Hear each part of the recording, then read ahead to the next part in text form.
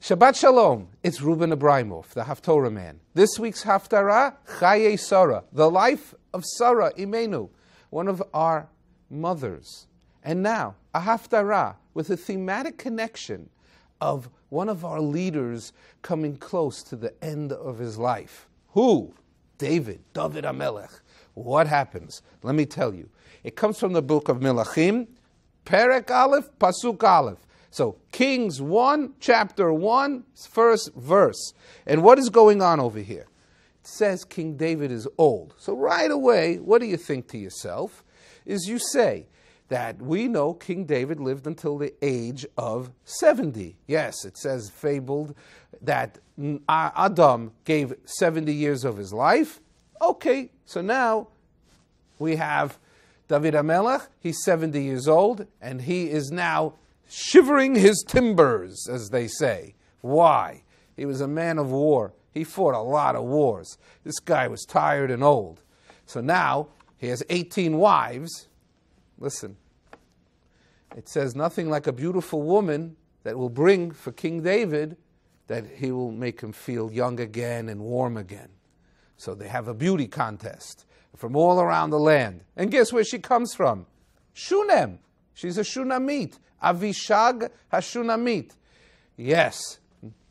Some of the commentary says that she was related closely, but too much disparity between last week's Haftarah of the Shunamite woman that happened 150 years later. If she was her sister, she didn't look so good by then. So now they wanted to bring a young and beautiful woman that King David should look at and he should feel warm again. So Avishag is brought to King David.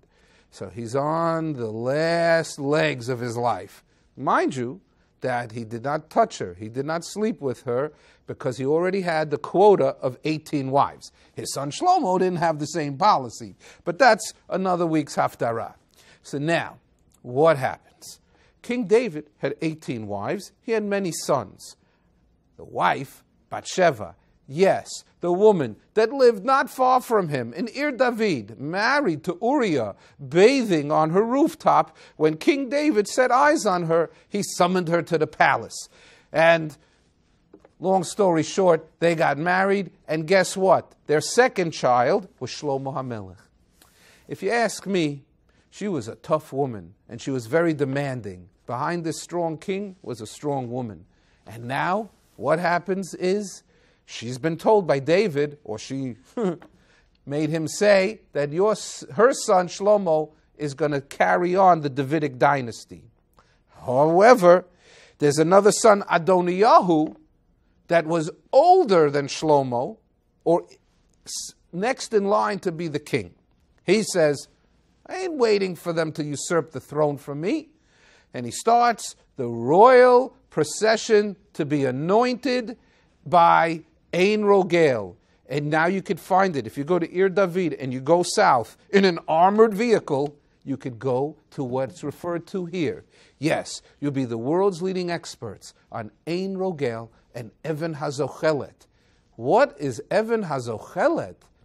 Well, Ein Rogel was this river stream. You anointed kings by a water, running water, continuity, symbolic. Next, what was going on in the Even HaZochelet? It's called a creeping stone. I looked in 20 different Sfarim till I found in the Abarbanel an explanation. Why was it creeping? Down there, the women would come to wash the clothing where the running water was. So when they would come to the edge of the water, they would have to lift their skirts up a little bit so that they can wash the clothing without getting their skirts wet. Fine. So the boys used to come there just to see what was happening. Next, the boys wanted to show how macho they were.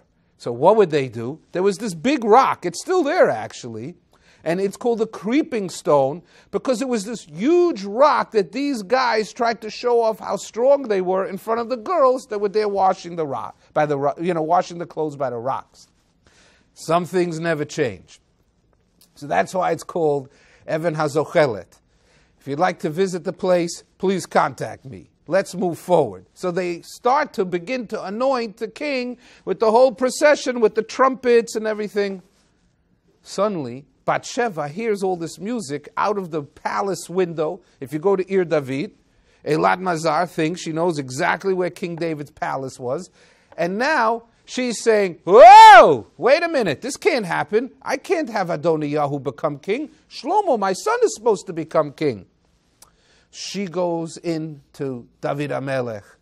And also, they send in Nasan HaNavi, Nathan the prophet, his consultant, his advisor. Avishag is there with him. They're both in there. And they look at him. They go, David, can you just state it one more time? Who's going to be king? Who is going to continue the Davidic dynasty?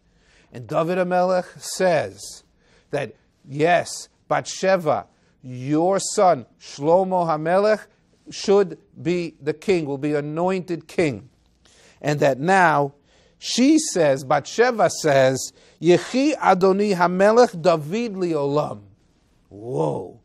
That King David, figuratively, but his throne should endure for eternity. That she believed that her son, Shlomo, was where the Davidic dynasty would continue through.